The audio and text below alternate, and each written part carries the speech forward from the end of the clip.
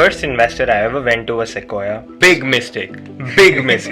Because, and they're sharpshooters and they absolutely dressed me down. Possibly the first investment where Matrix and Sequoia collaborated. Possibly. Avnish, yes, had a critical role in why I said yes to Matrix. Operator turned VCs. I think the biggest single advantage you bring is relatability. Like, dude, I am not anyone to question what TAM can be. It's as big as your imagination, right? It's about how do you go execute it and how do you get it done. Good founders will consistently be the guys who can actually do a lot of micro in terms of knowing where each and every levers are, but you also have to keep going back to macro and saying, how do I take this across? Our guest today is Rohit MA. Rohit was the founder of Cloudnine Hospitals, which turned out to be one of the earlier bets from blue chip funds like Matrix and Sequoia. Rohit is now an operator turned VC and runs early stage fund called Peer Capital.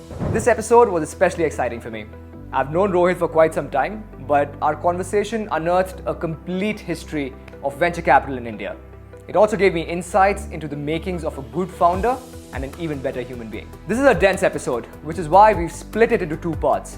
Listen to it when you're completely at ease, and you'll definitely pick up a few things on what it means to be a good leader in tough times, a first principles thinker, and a conviction-driven investor. Enjoy this latest episode of First Unicorn Chats.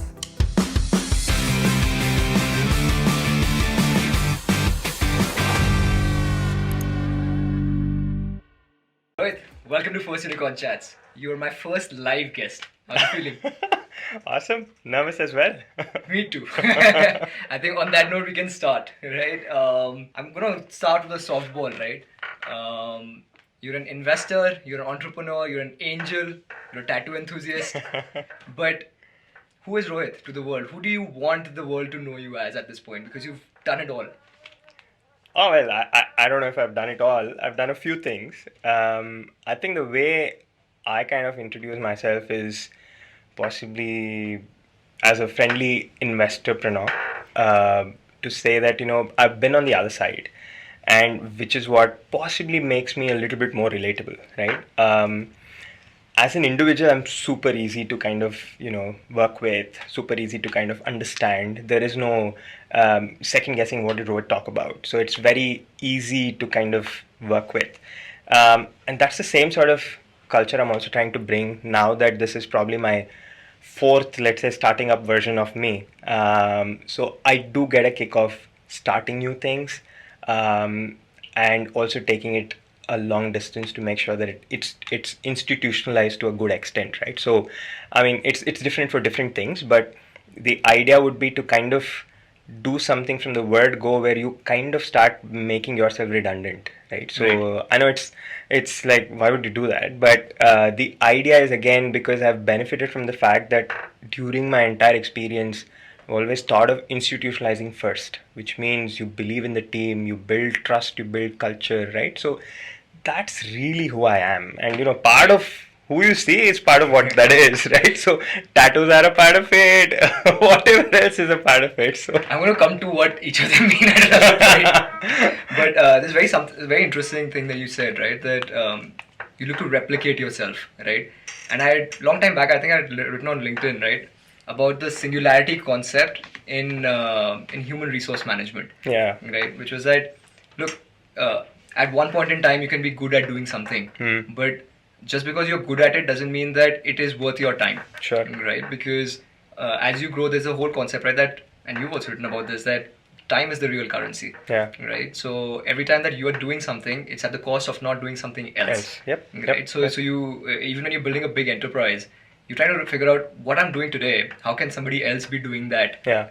If not as efficiently as me, 80%. Sure. Let's go 80-20, right? Sure. And I think that's something which kind of enables you to have 4 setups, right, in this shorter span. Let's begin from the top, from the first one. Walk us through your journey. Yeah. So this was way back in 1999 when I first got started. This was alongside me starting up engineering, enrolling for engineering. I come from a family of amazing individuals, right from my dad, my brother, my mom. where each one always used to like think beyond, let's say, a box of ideas, right? So my dad was amongst the first ones to actually, during liberalization in early 90s, moved out to kind of set up a firm of his own. That was my growing up years, to kind of go to dad's office and understand what things are happening. I'm saying understand, I really didn't understand. It just used to. This is 91? 91, 92. How old were you then? I was 10. So I was just born. And so you grow up in an environment where you're consistently asked to do a little bit more, even from your thinking and all of that. My mom's an artist, was an artist. She doesn't like to call herself an artist anymore. But it meant that you're always around people.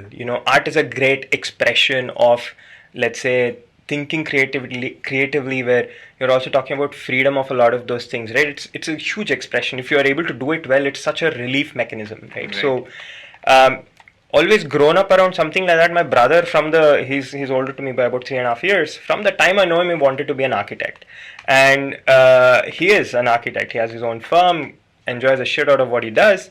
So I've grown up in this, do more and all of that. And the first person to express disappointment when I signed up for engineering as well was my dad, saying that, listen, your brother's an engineer as architect. You are also signing up for engineering. You guys have no clue what happens in the world. I was like, okay, what do we do about it? So when I turned 18 was when we set up the first business. Call it opportunistic, but back then I really had no clue why I was doing what I was doing. But the fun part was, in hindsight today, I think it grounded me very differently to understand simple things like making sure you have enough cash in the bank to pay your employees, right? What was the business? I'll tell you. So the business was, this was 99. This was when, in Bangalore, Infosys had just created a lot of wealth for the neo managers after going public and stuff. So there was a lot of good, this sort of disposable income that had been created. The opportunity was that post someone having bought real estate, home and all of that, car, all the usual top of mind lists, there was an essential need at that time, and you'll have to really date back to that time to say that we did live in a world like that, where let's say someone wanted a very good stereo system or a very good television set. It was usually just off printed catalogs that you could actually see it, but it's an expensive item, and nobody was stocking it because it meant that only few people would kind of come and buy, right? So the few distributors who had it, who would only talk it off the catalog. We thought it's an opportunity to kind of put an exclusive retail outlet which would just give them the look and feel of about top 3 brands and the top 3 products that they had, right? It was as exclusive as that, which meant, and this was good old days of Bangalore, you could come from Whitefield and still get a feel for the product and really understand and build your ideation of how your home would look, right? So that worked really well, and that was the basic idea. So everything that you build around it, from stock keeping to cash flow management to bookkeeping and all that, it was just fantastic learning. Again, I had no freaking clue why I did this. It was hard to do because engineering is no simple thing, and my brother will hate me for telling this, but he still is. He's a university rank holder till date, where he secured a rank through architecture. He's the only one to have ever done that. I was like, dude, that's insane pressure. What am I supposed to do? Follow your passion, right? That's what he did. That's the only way you get that good at something, right? Yeah, but at that time it was still about marks, right? So how do you beat that? So engineering was also something that you had to really then excel at, right? So was doing a lot of these things, ended up with the good thing. I represented my college as a gold medalist and whatnot and all that. Alongside all of this, wrapped up the business because by then organized chains had come in and a lot of these things had got democratized. So it was a good time to exit. I was the space that we had. We then gave it up to Coffee Day, which was then the in thing. So I'm really old that way. We were the 6th outlet ever. And it still continues to exist. So it was a good transition that way, and just understood how the cafe culture works. I realized what I saw then and went and invested into Third Way, which is doing awesome stuff now and beating all the competition. But that's for another day. But I'll just touch upon that point, right? Like, you made an investment how many years after something like this happened? Because I have a point to make here. Yeah, this was maybe about 15 years later. 15 years later, right? Yeah. Because something very now, with all data science and things coming up, right? The best models are the ones which can actually mimic how humans think, right? Sure. And if you think about it, right? What is human intuition? It's pattern recognition. Yeah. Right. Sometimes you are doing pattern recognition from your past, right? And you don't even realize it. Yeah. Because you can't bring those memories in front, but it's kind of already formed an opinion. True. Right. True. And that's another topic that we'll come to in terms of No, it just came to my mind. One of my professors at IIM Bangalore, he used to rap on this point very, very essentially, that he said, "Come and defeat me on this logic. Anything which sells today is what makes people lazy. Period." Right? So, like, what?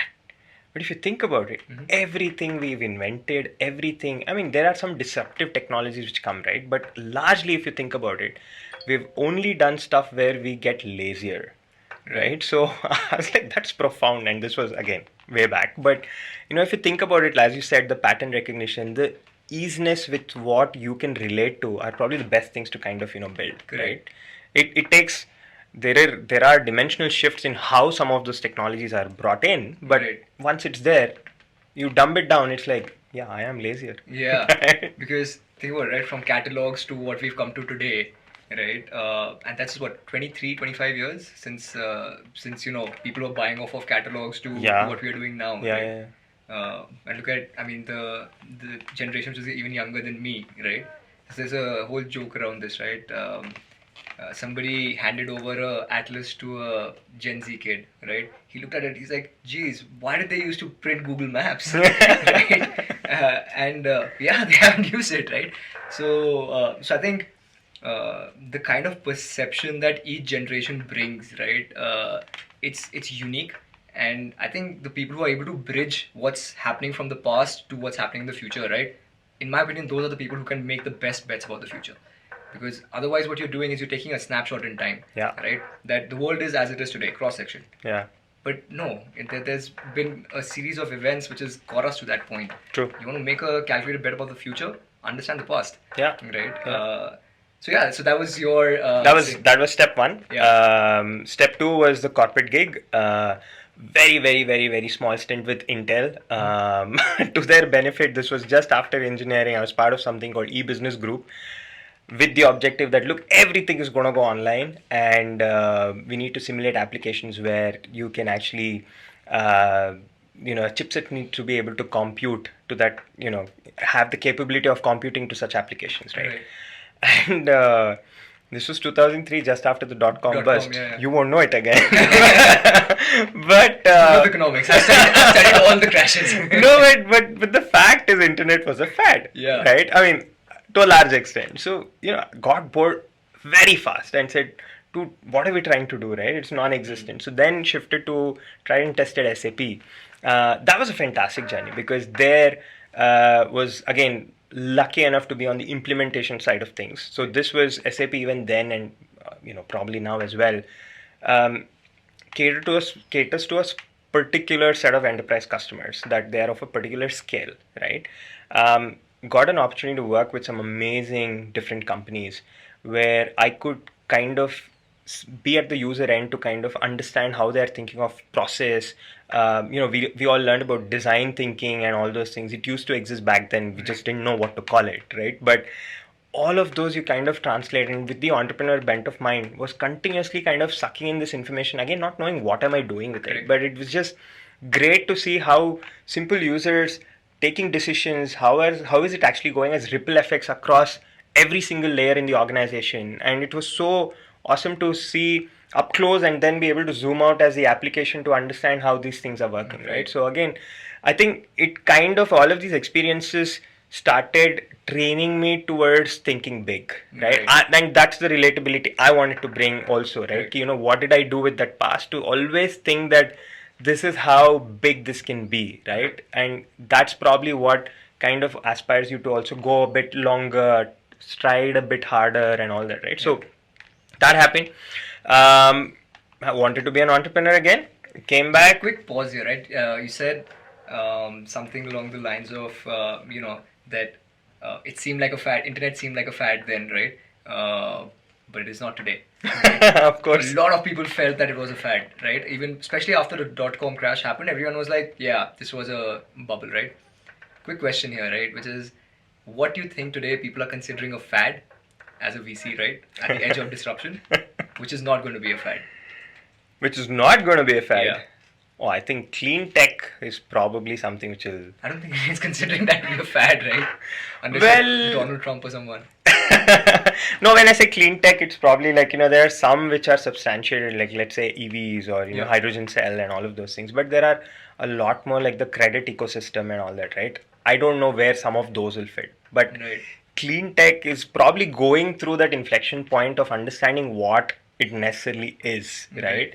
So I would possibly think that there is some opportunity there, which possibly people are saying, let's wait and watch, or, this is probably going to die off and then come into it.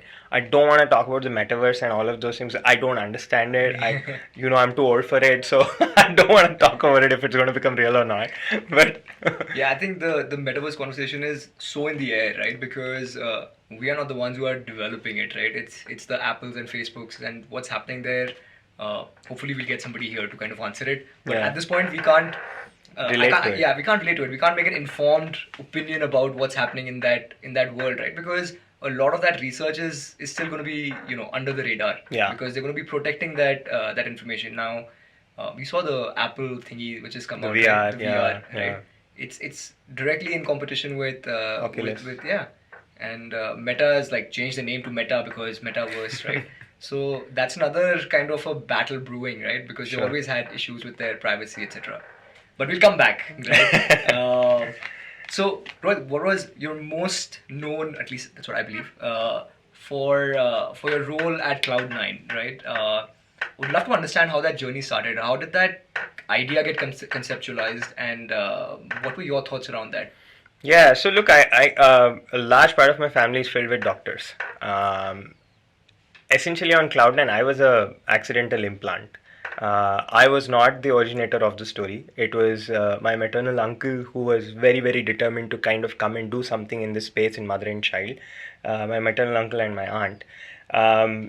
And I was roped in as someone who understands how to build businesses and such, right? I mean, I think it was a leap of faith on me as well to say that, listen, we don't want to do that. Can you do this for us? So there was a clinical angle to it and there was a non-clinical angle to it. So I was roped in to say that, can you do the non-clinical? Right. In all Point of honesty, order for the camera. Rohit is a very humble man. Let's go ahead. No, on the non-clinical part again, the reason I got excited was within a year of us giving birth to the idea, I was due to go and pursue my master's at Booth, and I said, listen, it's something that I will kind of take with me. Correct. And then say that, sorry, not Booth, said at Oxford. Oxford, yeah. So to say that, hey, this is good experience for me to take back. But the beauty, as I call it now, it was obviously hard work then, is not having a playbook to emulate, not having anybody to kind of look up to and say that this is what they've done, can we do some of these things better? So you have to go figure shit out every single time. Where's the customer going to come from? Who's going to pay for it? What should the infra be? Will this even work? If you think about it, what we do at Cloudnine, there is no reason for our existence. If you think about it, we don't have a third way of bringing the baby out. It's the same normal versus C-section. We had to kind of prove the existence as an aspirational requirement of saying that, hey, while people think that it's part of healthcare and part of something which is traditionally treated as a procedure-oriented mechanism, there is this whole beauty of giving birth to life, and there is a larger engagement period. That is what the entire ecosystem is, right? So today, why is Cloudnine what it is as the first one to actually do it? Is we saw the longevity of the engagement period, where everybody saw it as a 3-day transaction where the baby is delivered. Right. We saw the entire 9-month engagement to begin with, to say that, hey, this is our window of opportunity, right? And it was, and because we were fussed about saying that we'll just go do this, is possibly why we saw a lot more outcomes come there. Right. And think of what we kind of preach in today as verticalization, right? To go deeper, understand it fully well, and then you can scale, right? So that was really how the entire thing started. What was the year when you guys 2006, towards the end of So 2006. even venture capital was like, it wasn't a thing back then, right? I mean, No. there were few of these guys there. So was your first like the business plan that you sat down with the family and things like that?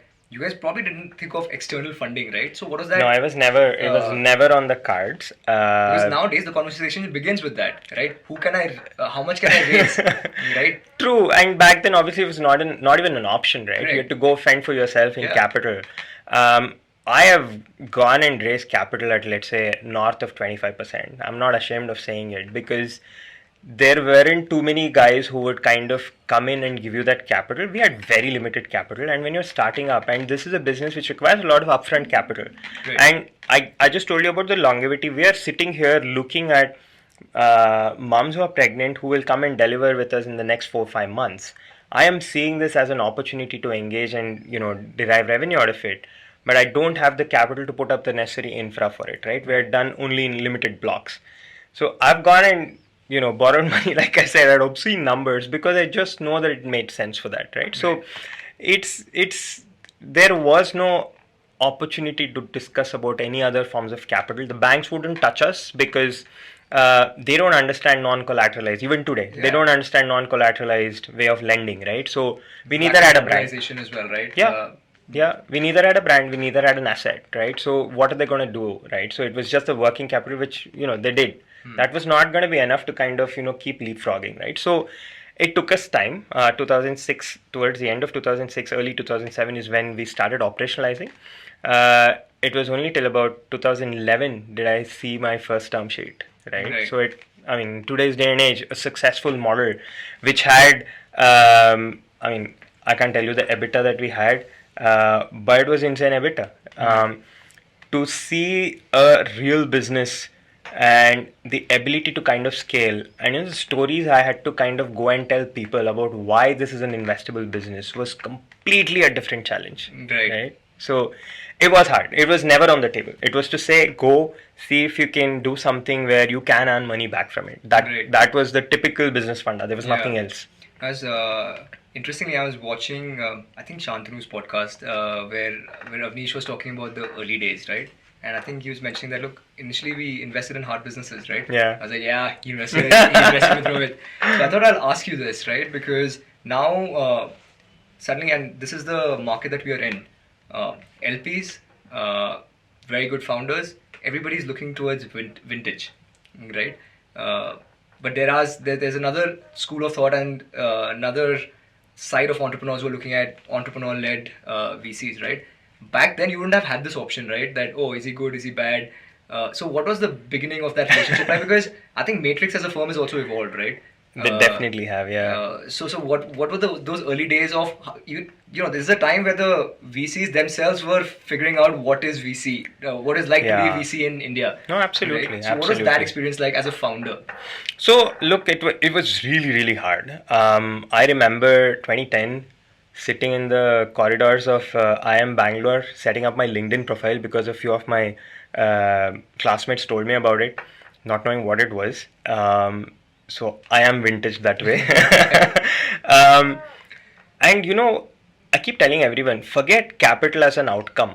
To have a meaningful discussion itself was a big ordeal. How do you even meet someone? Right? Today, we can reach out, we can talk to each other, we will know somebody, thanks to the power of LinkedIn or whatever else, right? Various other informal, formal networks that exist. Back then there was nothing. Right? More degrees of separation, right? Absolutely. There was, how do you even go and say hi to a Sequoia or a Matrix or anyone else, right? Or Peak 15. How do you kind of go and, how do you even go and say hello? There was no avenue, right? I found it exceptionally hard to even understand how do you go and have this initial discussion. And you're right, 2010 was basically a time, if I get it right, is when Flipkart had just announced its first institutional round. There was no sector specificity with what VCs would operate. There was no state specificity. There were large PE deals which continued to happen in infra and a lot of those other big things which we probably can't relate to. So there was no real avenue to say that, hey, here's what I'm building, right? So it took a lot of time. It took me about a year and a half to even understand the art and science of how do you have some of these discussions, Right. continuously go back and keep building on the model and show the scalability prospect. What are markets today? And again, information was hard to come by. There was no traction, so you had to go and figure out information on your own on what is public market telling you in terms of what's, let's say, the bellwethers of Apollo and others, on what are the metrics that they are looking at. Because whether you like it or not, you are actually going to get compared to them even if you're different, right? Because there were only so many comparables Right. on a grander scale. So it was difficult. I honestly feel it required some of these guys to, and which is why I hold Matrix in the highest regard, because it required a leap of faith. Not everything was crystal clear, not in my mind, not on paper. It was just to say, can I do something out of it, right? And Avnish, yes, had a critical role in why I said yes to Matrix, but it was actually Ashish Okay. of business, Right. who was the Chamatkari. He's just, I don't mind calling it out in public. He's mad. He's mad in a good way, man. So it was Ashish who, built that relatable equation. I had the opportunity of about 4 term sheets then. Chose Matrix over everybody else because Ashish was that guy who was a complete enabler. Were you guys the same age? Yes, we are. It's probably about 6 months older to me. But yeah, we're pretty much the same. And so we You know could what the average age of the Indian entrepreneurs today? 30. Yeah, 31. Yeah, I read it somewhere. Median age was actually 31. I thought 31, it was less than 30. I think it's 30. Yeah, I think if you count people who are funded, I think it comes to Oh, 31. like that. Okay, I thought entrepreneurs is across. Awesome. Yeah. So it was actually them, and I think it was really a leap of faith. And this was fun times growing up with some of these things as the ecosystem evolved. The first investor I ever went to was Sequoia. I just landed there. I don't even recall how. How many years after the Matrix investment was this? What, Sequoia? Yeah. No, they were the first ones I ever went to. Oh, they're the Big first ones. mistake. Big mistake. Because, and they're sharpshooters, and they absolutely dressed me down and said, this is what is wrong, this is what is wrong, this is Right. what is good. I won't name who was it. We were very, very good friends today. But, made me, I mean, in a good way, right? Objectively showed me the mirror to kind of say that, boss, this is what you need to be doing, right? Right. To be, let's say, come up to the skill set of what we want to look at as an entrepreneur or business. Hard to kind of take that feedback, right? And face so many rejections in life that, the good part was there was an actual business that we were running. So Right. nothing was getting stalled as such. The capital was purely going to be for growing what was already a scalable proposition. It was purely for that. So nothing was, because you are unable to raise capital, nothing was burning back at home, right? So that, and as with me now coming onto the investing side, I'm trying to also inculcate some of these things to say that capital should only mean for a specific purpose. It cannot be the reason of existence, Correct. right? So it's tough. In some category creations, you will have an initial sort of burn for this, right? But inherently, that can't be the model to say that I will continuously burn, Right. It has to make meaningful sense at some stage. And I think increasingly we've seen good times, bad times. I think everything gets called out and it evens out to say that legitimate businesses will continue to thrive, right? So that's probably been the school of thought, hardened out by a lot of these discussions. Everybody's a close friend now in the Right. ecosystem, but You've gone from that feedback to being a Sequoia scout to running your own fund. Sequoia came in and invested to their absolute merit. Given that they were the first ones that I discussed with, they stayed completely engaged, completely tracked every single movement. Right. Asked me to start thinking about the next round of capital. And I don't know this. I think we had that chat maybe, and I'm possibly the first investment where Matrix and Sequoia collaborated. Possibly. It could be, yeah. It's so far back, right? Yeah, and then after that they've done so many deals together. Yeah. I don't know if I can get carry out of it, but yeah. No, so If you promote them long enough, I'm sure they'll be happy. And we'll have to start calling them Peak 15. Pick 15. So those guys were just fantastic, and then came absolutely beat everyone out through the round. Was able to show clear value in terms of what they bring to the table and stuff, right? So then started the beautiful journey of working very closely with both of them. Um, Again, deep sense of gratitude to both of them for making me who I am today. Not ashamed to have again call it out to say that I've been molded by some of their um, thinking and ideology, and me as a founder to say that let's take the best principles of all of it to say can we build something different, right? So that's how it's been. No, I'm going to put a qualifier before I ask my next question, right? Because I was going to ask you about these vintage funds versus now we have a new breed of operator-led VCs, right? And before I even ask you the question, right, I'm not saying who's better, Sure. right? But I think there are archetypes of entrepreneurs who naturally gravitate towards one or the other, right? But even before I say this, right, some of the vintage funds, even for that matter, Sequoia has invested in multiple companies, in our portfolio. I've seen how they operate, right? I do like how they operate and how much like the founder is different within about a year to 2 years of being with them, right? What do you think that operator-driven VCs kind of have an edge on, right, in terms of getting that kind of talent and giving that kind of institutionalized knowledge which has been distilled over the years, right? That's what the vintage funds are about, and we can't discount that. Yeah. Right. So what is it that somebody like people like us who are we are startups of the VC world, right? What is it that we have to offer, right? That gets people towards us. I think so. Look, there is no one size fits all, right? It will be where founders are looking at a particular thing at a particular time. And again, I've had the journey from raising from VC to P to being a public ready company to now having a significant large peak who's come in on the cap table to. So you see what each one does bring to the table. And I think as founder turned VCs or operator turned VCs, I think the biggest single advantage you bring is relatability. To me, capital is a one time infusion, right? Capital to me is a commodity. If you're able to get it, it's a one time infusion. How do you build relatability with the founder to say that, hey, here's why we need to work together, right? See, this is a marriage of sorts, right? It's an arranged marriage of sorts. You need to like what you see on the other side, and I need to like what I see on the other side. It just cannot be that I force it upon you, right? It doesn't work that way, and those won't last. So think of it in a way that how can you build that relatability to say that because I've built a strong large business, can I talk to you about how do you grow a fintech business? I possibly can, because at the end of it, the first principles are all the same. Be it a fintech, be it a climate tech, be it a gaming tech or a health tech, right? It is not siloed to a particular thing. And I think that's what is the beauty of having been there, having run something, having grown something, that you actually bring that. I think it's a significant advantage. And I think increasingly you will see founders calling out for some of these aspects. I would say especially at an early stage, because I think that's where we can make a lot of difference. Right. Because after which capital will be the winner, right? It needs to be sizable capital to kind of allow them to then leapfrog from where they are.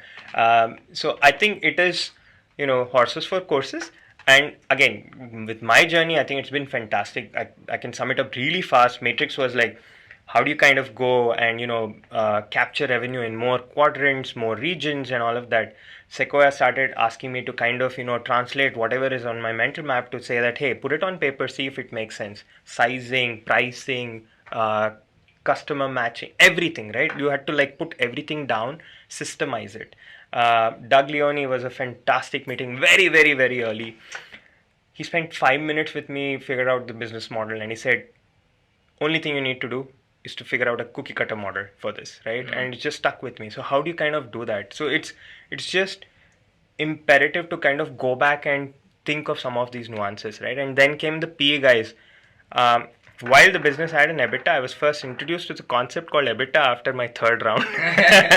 So, but the beauty of that is because the business inherently had the capability of generating EBITDA, it still took a year and a half to start making gradual shifts towards focusing on that, because what you do as an action today has an outcome at a much later time, and founders need to understand this. The decision making that you do at a stage of here, has effects. Of course you will see some immediate outcomes, but the larger outcome is what you're driving towards, right? So right. Again, some of these to kind of be able to step back and say that, listen, this is how you calibrate for the future, right? So right. I think these are some of the nuances that really helps, and I've seen that working really, really well, and I hold it in high regard myself.